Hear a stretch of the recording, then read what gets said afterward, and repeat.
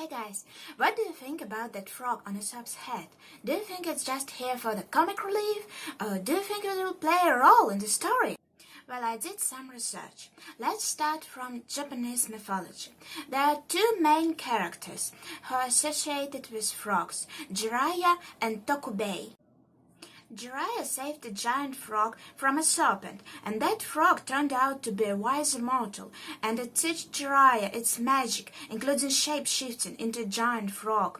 Also, Jiraiya was considered a ninja, so frogs are associated with ninjas. For example, in Breath of the Wild, Zelda, even in contemporary games, you can see ninja clans associated with frogs. Sheikah and Hyuga clan in Zelda Breath of the Wild both use frogs as their symbols and guardians of their lairs or villages. As for Tokubei, he is a character from kabuki play. He knows magic, he is a sorcerer, and he can turn stones into frogs, who are warriors. As you can see, frogs are commonly associated with ninjas, shape-shifting, and magic. We also know about spells, turning people into frogs, and not only in Western culture, but in Japanese too. Like in games like Chrono Trigger, you can see there's Glenn the Frog. In art, frogs appear alongside yokai, as kind of Japanese demons, also as familiars for ninja sorcerers and sumo wrestlers. Like Yokozuna from Water 7 from One Piece, he was inspired by these wrestling frogs. Before diving into speculations, let's list some other things frogs are famous for. Frogs bring luck. They're a symbol of spring, of youth. They bring rain, fertility, and good fortune. Frog is a god of rainfall and associated with big good harvests. Now we see that Usopp's frog is almost always present on his head. And yes, Jiraiya was riding on the frog, Jiraiya from the legend. But there are pictures of frogs riding humans. Note that the frog is also with Usopp even when he's out eating soba, not only when he's in front of his shop.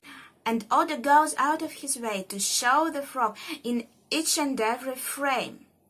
So if the frog is actually a ninja, maybe a spy, or maybe zone user, it can be a spy, and it knows about the plans about gathering samurai and about rebellion. That said, that thought could be a ninja, a spy, a cursed human, a zone fruit type user, just a frog, a way to better promote toad oil like a mascot, part of disguise, Usopp's cute pet, a comic relief, a source of toad magic, like magic toad oil, or baby sumo fighter frog. And also, it could be a symbol of Kazuki returning to Wano, because the word frog is similar to the word to return in Japanese.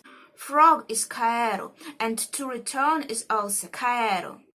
So frogs can be linked with things or people returning to their origins. But what about the toad oil Usopp is selling? He could be using a trick to fool his customers, but actually not an oil, but frog's secretion is used in medicine actually in real life.